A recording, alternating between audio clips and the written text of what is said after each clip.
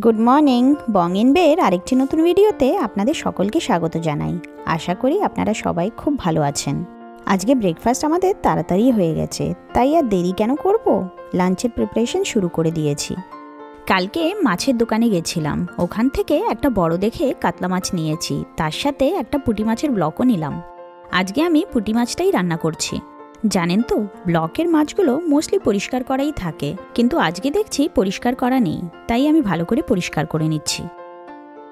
Defrost করার পরে বোঝা মুশকিল যে ফ্রোজেন না টাটকা। আমি প্রায়ই পুঁটি মাছ আনি, খেতেও বেশ ভালো থাকে। আমেরিকাতে মোস্টলি দেশি মাছগুলো বাংলাদেশ থেকেই আসে। এখন আমি মাছের আঁশগুলো ভালো করে পরিষ্কার করে নিচ্ছি।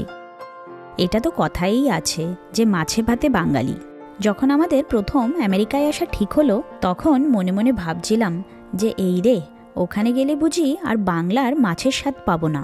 এখানে এসে দেখলাম যে মোটামুটি বাংলার সব মাছই কি সুন্দরভাবে এখানে প্যাকেজে বিক্রি হচ্ছে। টাটকা মাছের মতন টেস্ট না হলেও যথেষ্ট ভালোই, খারাপ তো একদমই বলা যাবে না। আমার মা বা শাশুড়ি মা যখন এখানে এসেছিলেন, ওনারাও এটা দেখে বেশ অবাকই হয়েছিলেন। আমাদের বাড়িতে সবাই শাক খেতেও খুব পছন্দ করে। এখানে এশিয়ান মার্কেটের দৌলতে মোটামুটি বাংলার সব শাকই পাওয়া যায়, যেমন নোটে, মেথি, পুঁই, পালং, কলমি আর এমনকি পাট শাকও পাওয়া যায়। মাছগুলো পরিষ্কার হয়ে গেছে, এবার নুন দিয়ে ভালো করে ধুয়ে নিচ্ছি। মাছ ধোয়া কমপ্লিট, এবার নুন হলুদ মাখিয়ে এগুলোকে ভেজে নেব।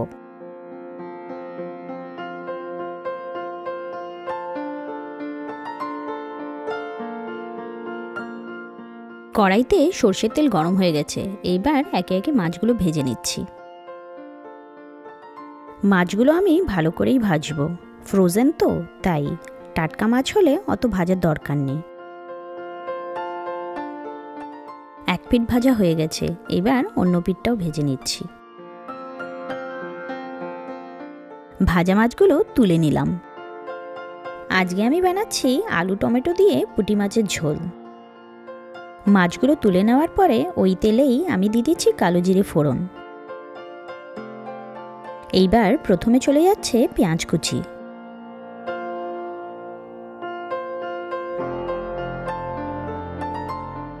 পেঁয়াজ তাড়াতাড়ি ভাজা হওয়ার জন্য এটাতে দিয়ে দিলাম সামান্য নুন।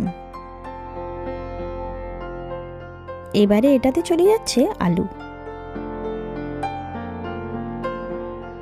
আলু দিয়ে ভালো করে নেড়েচেড়ে ভেজে নিচ্ছি। এখন দিচ্ছি 1 চামচ মতন আদা বাটা। এবারে যাচ্ছে টমেটো কুচি। একে একে সব গুঁড়ো মশলাগুলো আমি দিয়ে দিয়েছি। এখন চলে যাচ্ছে এটাতে রসুন কুচি আর কাঁচা লঙ্কা। এইবার ভালো করে মশলাটাকে ভেজে নিচ্ছি। দেখুন এখানে ভালো করে আলু আর মশলাটা ভাজা হয়ে গেছে। এবার এটাতে দিয়ে দিচ্ছি গরম জল। এবারে এটাতে ঢাকা দিয়ে দিলাম। আলুগুলো ভালো করে সেদ্ধ হতে থাক। অ্যারাউন্ড 7-8 মিনিটের মতন কুক হওয়ার পরে দেখুন আলুগুলো একদম ভালো করে সেদ্ধ হয়ে গেছে। এবার এতে চলে যাচ্ছে ভাজা করে রাখা মাছগুলো। ভালো করে মাছগুলোকে ঝোলে মিশিয়ে আরও কিছুক্ষণ ঢাকা দিয়ে রাখলাম। এই যে দেখুন, আমাদের আলু দিয়ে পুঁটি মাছের ঝোল একদম রেডি। কালারটাও দেখুন কি সুন্দর হয়েছে। শেষে ফিনিশিং টাচটা দিয়ে দিলাম ধনেপাতা কুচি দিয়ে। আজকে লাঞ্চটা বেশ সিম্পলই রাখলাম, মাছের ঝোল আর ডাল। চলুন এবার খেতে বসে যাই। ভাত আমি বেড়ে নিয়েছি, এখন নিয়ে নিচ্ছি লাল লঙ্কার আচার। এটা আমি বাড়িতেই বানিয়েছি। এই লঙ্কার আচারটা খেতে কিন্তু দুর্দান্ত হয়েছে। পরে কোনো দিন আপনাদের সাথে এর রেসিপিটা শেয়ার করব। রুটি, পরোটা বা ডাল ভাতের সাথে এটা দারুণ যায়। আমরা সবাই বসে পড়েছি খেতে। এইবার চটপট লাঞ্চটা সেরে নিই। আজকে বিকালে আমাদের কমিউনিটিতে নতুন একটা পুলের ইনগ্রেশন হচ্ছে। এখন বাচ্চাদের নিয়ে আমরা সেখানেই এসেছি।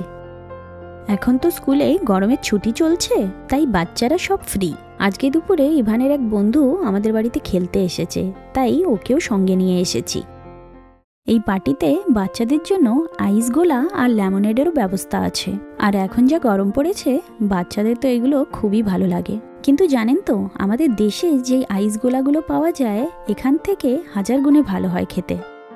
কাউন্টার থেকে বাচ্চাদেরকে শেভড আইস দিয়ে দিয়েছে, আর এখানে তারা ইচ্ছা মতন সিরাপ নিচ্ছে। আজকে আর এই অবেলাতে বাচ্চাদেরকে পুলে নামতে দিচ্ছি না, অন্য কোনো দিন তাদেরকে সুইম করাতে নিয়ে আসবো। বাচ্চাদের দেখা দেখি আমিও একটা শেভড আইস নিলাম। এই যে দেখুন আইসকোন ট্রাকটা বেশ কালারফুল, তাই না? এবার চলুন আপনাদের আমাদের নতুন পুলটা দেখাই।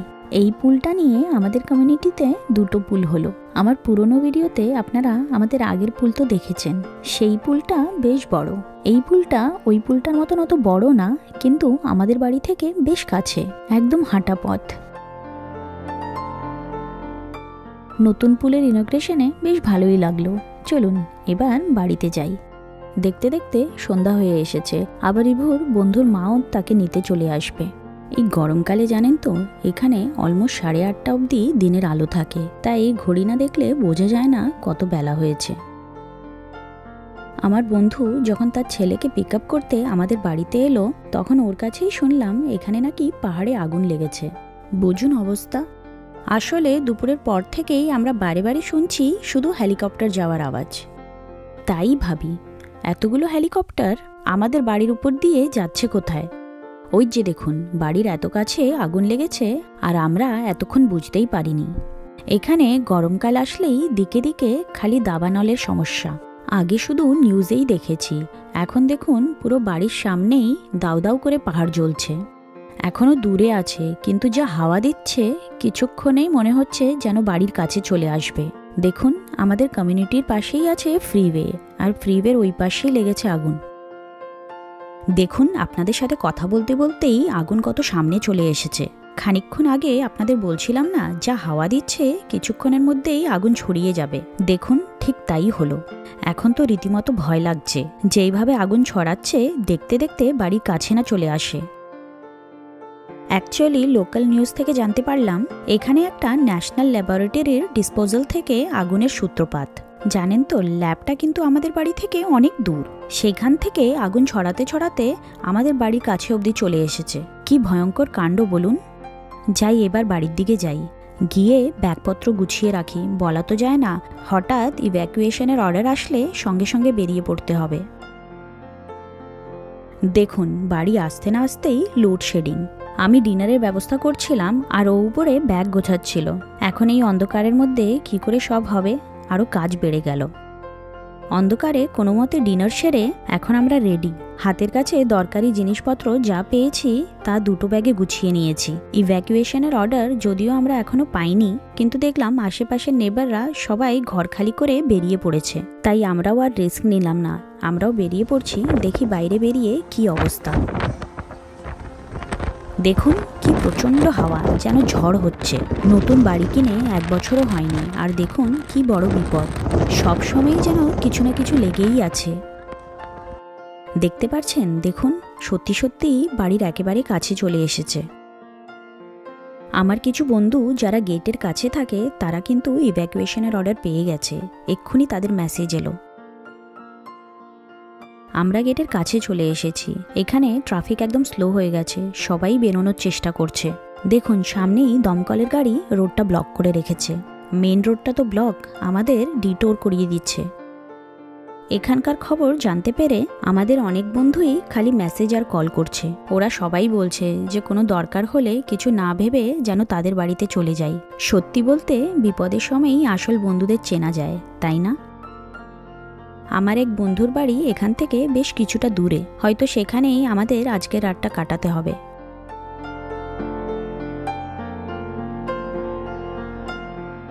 এখানে মেন রোডেরও পুরো রাইট সাইডটা পুলিশ ব্লক করে রেখেছে, কাউকে ওদিকে যেতে দিচ্ছে না। বুঝতেই পারছেন পুরো মেন আগুনটাই ওদিকে। এখান থেকে আগুনের লাল আভা ছাড়া আর কিছুই দেখা যাচ্ছে না।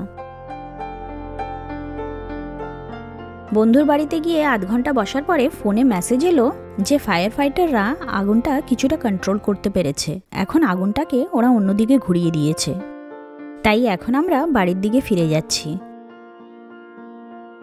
কাল রাত্রে ঘুমাতে ঘুমাতে আমাদের অলমোস্ট 3টে বেজেছে। সত্যি কত বড় বিপদ যেন কানের পাশ দিয়ে চলে গেল। এই এখন আবার অন্য চিন্তা, এই আগুন লাগার পরে বাড়ির হোম ইন্স্যুরেন্সটা না জানে কত বাড়াবে। এই যে দেখুন, কালকে অন্ধকারে তো কিছু বোঝা যাচ্ছিল না, এখন বুঝতে পারবেন। দেখুন সামনের পাহাড়গুলো একেবারে পুড়ে ছাই। আজকে সকালে নিউজে দেখলাম যে সব মিলিয়ে 16,500 একর মতন এরিয়া পুড়ে গেছে। ভাবা যায় প্রায় 26 স্কোয়ার মাইল এরিয়া পুড়ে গেছে। দেখুন যাওয়ার পথে দেখলে শুধুই পোড়া পোড়া পাহাড়। আগুন ফ্রিওয়েটা পেরোলেই ছিল সর্বনাশ। আজকে দুপুরে লাঞ্চে আমার এক বন্ধুর বাড়িতে নিমন্ত্রণ আছে। আমরা এখন সবাই ওখানেই যাচ্ছি। কাল রাত অবধি কিছুই ঠিক ছিল না আদৌ যেতে পারবো কিনা। যতদূর চোখ যাচ্ছে শুধুই পোড়া পাহাড়। দাঁড়ান, আপনাদের সাথে একটা গল্প শেয়ার করি। আমাদের এখানে নাপা ভ্যালিতে 2017 সালে একটা খুব ডেঞ্জারাস ওয়াইল্ড ফায়ার হয়েছিল। আমার বরের এক অফিস কলিগের বিশাল বড় বাড়ি ছিল সেই নাপা ভ্যালিতে। সেই সাংঘাতিক আগুনে ওদের এত বড় বাড়ি পুরো পুড়ে ছাই হয়ে যায়। সেই আগুনে ওরা হাজব্যান্ড ওয়াইফ দুজনই আহত হয়েছিল, আর বেশ কিছুদিন হসপিটালেও থাকতে হয়েছিল তাদের। আমার বরের কাছেই শোনা, ওর ওই কলিগ নিজের হাতেই খুব যত্ন করে সেই বাড়িটা সাজিয়েছিল। কিন্তু দেখুন, এক মুহূর্তের আগুনে সব শেষ। এখন শুনেছি বাড়িটা পুড়ে যাওয়ার পরে ওরা ক্যালিফোর্নিয়া ছেড়ে ইউটার সল্টলেক সিটিতে মুভ করে গেছে। আপনারা ইন্টারনেটে কোরাল ফায়ার বলে সার্চ করলে আমাদের এখানকার এই ইনসিডেন্টের নিউজ দেখতে পারবেন। দেখুন, আপনাদের সাথে গল্প করতে করতে এখন বন্ধুর বাড়িতে পৌঁছে গেছি। ও একা হাতে দেখুন কি বিশাল আয়োজন করেছে খাওয়া দাওয়ার, আর রান্নাও হয়েছে খাসা। সব পদগুলো দারুণ হয়েছে খেতে।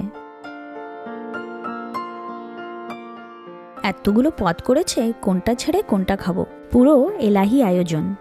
মেনুতে আছে কালাকান, চাটনি, খাসির মাংস, চিংড়ির মালাইকারি, সর্ষে দিয়ে কাতলা মাছ, মুগের ডাল, ঝুরি আলু ভাজা আর শুক্তো। কালকে এত বড় ধকলের পরে আজকে বন্ধুর বাড়িতে এসে খুব ভালো সময় কাটালাম। প্রথমে বাচ্চাদের বসিয়ে দিচ্ছি, আগে বাচ্চারা খেয়ে নিক, তারপর আমরা খাবো। আজকের ভিডিওটা তাহলে এখানেই শেষ করলাম। যদি ভিডিওটা ভালো লেগে থাকে প্লিজ লাইক আর কমেন্ট করবেন, আর সাবস্ক্রাইব করতে ভুলবেন না। আপনারা সবাই আমাদের জন্য প্রে করবেন যেন সব কিছু ঠিকঠাক থাকে। আবার আপনাদের সাথে দেখা হবে আরেকটা নতুন ভিডিওতে। আপনারা সবাই খুব ভালো থাকবেন, সুস্থ থাকবেন। ধন্যবাদ।